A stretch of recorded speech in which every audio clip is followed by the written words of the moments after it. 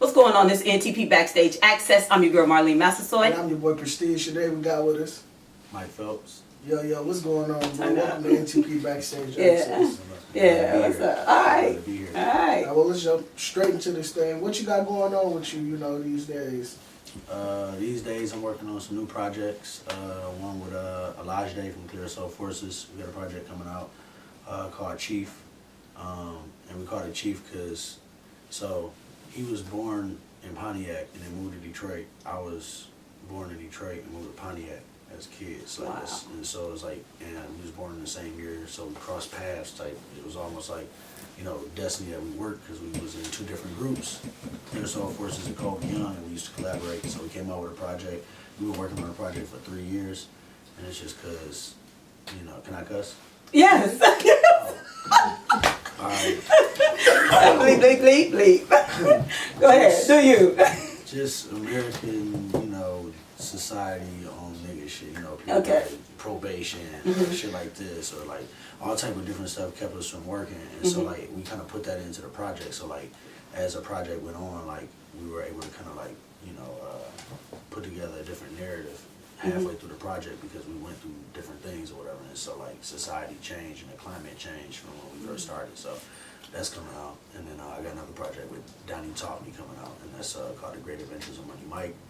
Got inspired by Slick Rick. He had an album called The Great Adventures of Slick Rick, and he was like telling a story, but it was like a fly ass story. You know what I'm saying? Because they was fly. He had all the chains. He was like getting it in, but he still had these conscious stories. You feel me? So like. I wanted to kind of like recreate that with like today's like sound or whatever, and so it's just like a lot of like stunting and swagging, and because most of my raps is like about like society and all this, and I wanted to kind of be like, well, all day I'm not like that, you know what I'm saying? Yeah. I still go home and smoke, I still have a drink, I still like to go to a strip club or two, like I still like to do regular shit. I'm not just, you know what I'm saying? And, This guy. and we do that with like a lot of like people that like in the black community. Martin Luther King, like it's like. When you find out something that he did outside of the great stuff, it's like, oh, he did that. It's like, man, so did Renardo down the street, but you ain't all on his case, you know what I'm saying? Because he's a regular person. So it's like, I didn't want to put myself in a box where it's like I'm always rapping about like the problems and whatever. And that's just depressing anyway. And I'm trying to be on the radio, I'm trying to get some money anyway. So it's just like it all work out. I like that. So, people that you look up to, because I mean you mentioned Slick Rick already. Who are some people that made you say, hey, I want to do this, I gotta do this? Alright, Slick Rick was the first person. Okay. This is about to get real weird. That's okay, it always does. So Magoo was the second person. Come on. Wow. Come on. What? Come on. Yeah, okay, wow. But he was Barely, but yeah. he was snapping on Mr. Boogie, and I was like, that's kind of cold, and his voice was cold, and I was like, it's different, and I like, I'm kind of laid back, and so I like more laid back rappers, and he was like real laid back, and so then after that, I got into Mace. Okay, naturally yeah, from that. yeah. It was like a kind of whatever, and then Mace moved to Atlanta, and I was like, man, it's trash, I don't have nobody to listen to. And I didn't listen to no rap for that year, after that, in between Fabulous coming out. And then Fabulous came out, I was like, this is perfect. Okay. You rap better than Mace, and you still got the calm shit. And so then it all changed when I heard, I wasn't rapping at that time. And so then I heard Lil Wayne, Dedication 2. And when I heard Dedication 2, it changed my life. And I was like, I should do that. I could rap like that. Like, that's fun. Like, you just chilling in the booth. So I started rapping, and then my brother Max really started rapping. And that's when I heard him rapping. I was like, dang, you listen to the same shit I did. We sat here in the same room, listening to the same shit, had the same thought, and had the same skill level. Like, all right, bet. Like, you the person I'm going to look at anytime. If I think I did something dope, I know you did something doper, so I'm going to go listen to yours and then try to outdo yours. You know what I'm saying? So it just kind of like worked out like that. So I just had like this weird thing of trying to, who I listen to. You know what I'm saying? Man, you hit on Max, because your whole family is dope. I'm like, when I found out y'all was brothers, and then the other brothers doing poetry, and then y'all father. Right. Y'all father. I'm like, okay, I see where it's coming from, but that's so dope. We gotta definitely do a special with y'all eventually. We want to get to that, but so go ahead. I know you ready. So in the climate of today's hip hop, what would you how would you evaluate the state of where the music is? And it's better than it's ever been, and I think it's better than it's ever been because you got every avenue to get to it. Before it was like either somebody had it or it came out at Sam Goody or something like that. Now you can get it anywhere. If somebody releasing it on vinyl, they're releasing it on the internet, anywhere you can get it.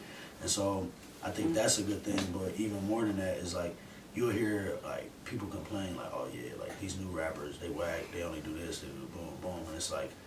And they're like, they ain't letting nobody in the game. And I'm like, but are you so trapped up in the game that you don't listen to other stuff? You know what I'm saying? Like, when Luther Vandross was out, it was the same amount of slots on the Billboard. And it's other people that wasn't making the Billboard that was dope at that time that people is still listening to and that they love. So my thing is like, just because Young Thug on the radio or, you know, Moneybagg Yo or somebody like that is on, don't mean that J. Cole is not about to have a song on right after that, or he don't gotta have a song on there. As long as it's out here, you can go listen to it.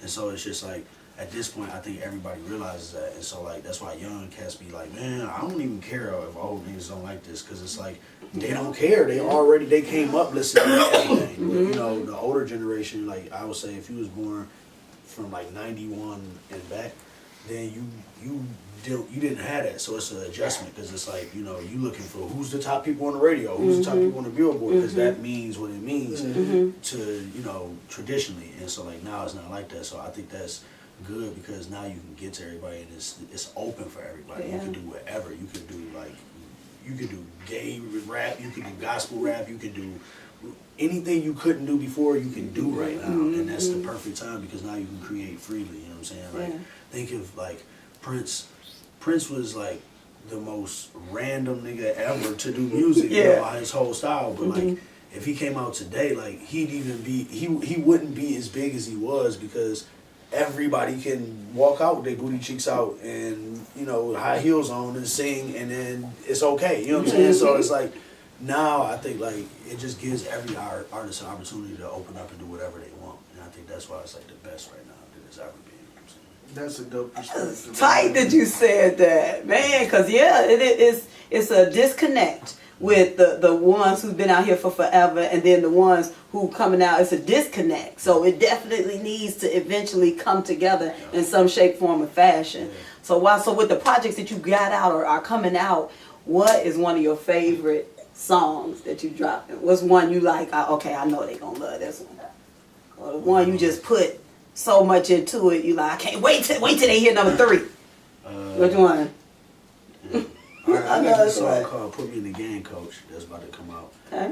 And I produced it, or I co-produced it. And I just like it because how it came together. We just sitting there, and Donnie Tout, the other dude who produced, or the dude who producing the whole album, and he was like, what we want to do? And I was like, man, let's do some like West Coast shit. And he was like, all right, well, I don't really do a lot of that. I do wavy shit. And I was like, well, I can help. And he was like, what you do? And I was like, I can produce, I can play the piano. He was like, I didn't know that. And so he pulled out a keyboard out of nowhere and he was like, let's just do it. And so I just came up with this like West Coast ass like bass line or whatever, and then he put the drums in and it just worked out. And then like I performed it a few times just at little open mics to test it. People really like it, and so like I'm just like excited about it because one, it's the first thing I ever put out that I co-produced or I had a hand in the production.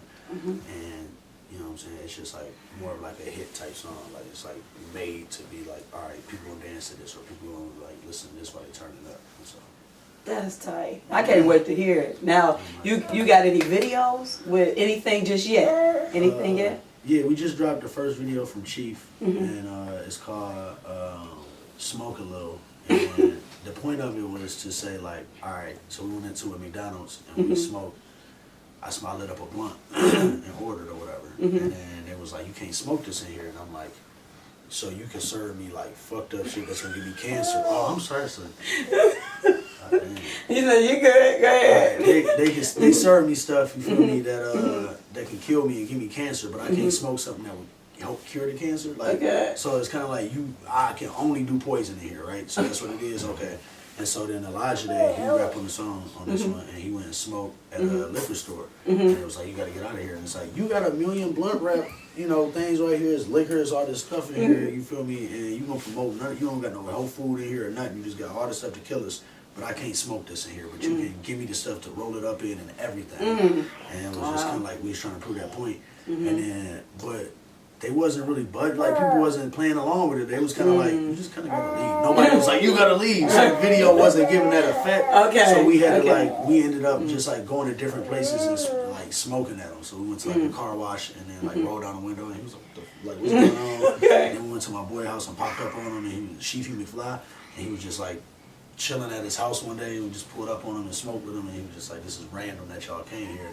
And so it just turned into this video of basically like trying to prove that point, but also just like it's okay to just smoke. Like it's not a stigma behind it. I can smoke at the car wash and still get my car wash. I can go to my my boy house and pop up on him and smoke it. Like it's okay. It's just a herb that comes from the earth. Wow. So you know what I'm saying? That sounds like a very interesting video. I can't wait to see it. It's out, so you can check it out. Okay. So smoke a little. And it's on YouTube. It's on YouTube. Okay. Yeah, we'll check that so, out. any features? Anybody you got a desire to work with? I want to work with Cal Kamas. He's from the Yak. That's my man. Okay. We've been supposed to work together for years, but it's never really worked with him. And then who else? To be honest, I'm ready to work with Max. I haven't worked with Max in like 2 years because I haven't been making a lot. I stopped making music for a minute to like focus on my family or whatever. Okay. And so. But you ready? All right, bro. Okay. And then it's just people, T Grizzly. I really want to work with him. Okay. I got a chance to meet him a couple times. Okay. And I'm hoping to work with him. Anybody just like that's locally doing it big. Like I really want to just work with anybody who in the city because I feel like that's how Atlanta got on. That's how everybody got on. It wasn't traveling up here and being like, hey, we got to work with Vezo because he popping in the D right now. It's like, no, they just down there. Yeah. 21 Savage is working with Zaytoven, who's working with Gucci, and they doing their own thing. Yeah. And here we got to do that because if we don't, then we'll have what happens like Big Sean, love him or whatever. But it's like he went on and it was just Big Sean. And then it wasn't like Big Sean and Come On Detroit. It was just like Big Sean and a couple people I mess with. Or Eminem. It's like Eminem and then like the people I mess with. It wasn't like setting up a base here or entertainment, system. And I think they starting to do that now. But like, that has to be the trend. And especially here in Pontiac too, it gotta be like that because we got a lot of talent here. Yeah. And it's 30 minutes up the road. It's really not even a difference. It's just a freeway and a whole bunch of cops in between. That's it. Yeah. Coffee shops and random shit, what I'm saying? So like at the end of the day, I just feel like we gotta work to, work like that. And then of course I just wanna work with Wayne. That's Okay. Wayne and Currency is the two people if I could work with in the industry. Like that's on. Yeah. It would be them too. Wow. How Wow. can we find you on social media? On Instagram at Mike Phelps, MICPHELPS. On Twitter, MIC_Phelps, PHELPS. On Facebook, Mike Phelps. Anything is Mike Phelps. I just always say just Google Mike Phelps and anything that you can find me on, all my music, anything comes up. You know what I'm saying? I don't know why we don't say that anyway. Right. Like, we be giving all these handles and stuff, and it's like if you just type somebody's name into Google, if it's just person to person, but if you like artists, like you might as well just say I'm this person, and if you can Google me and it come up, then you doing something. If not, then it's like you need to work harder before you tell somebody your name. Right. It's like, we can't even find nothing on you. You know what I'm saying? So I feel like if you just Google Mike Phelps, like my Pornhub one is down right now, but other than that, all my accounts are gone. So. All right, cool. Hey, this is an interview series, so we're gonna have him back. Hopefully we can get Max, both of them together. I want to get them together. All right. It's been NTP Backstage Access. I'm Marline Massasoit. Presteeje. Hey. Mike Phelps, One more time. microphone. All right, we out.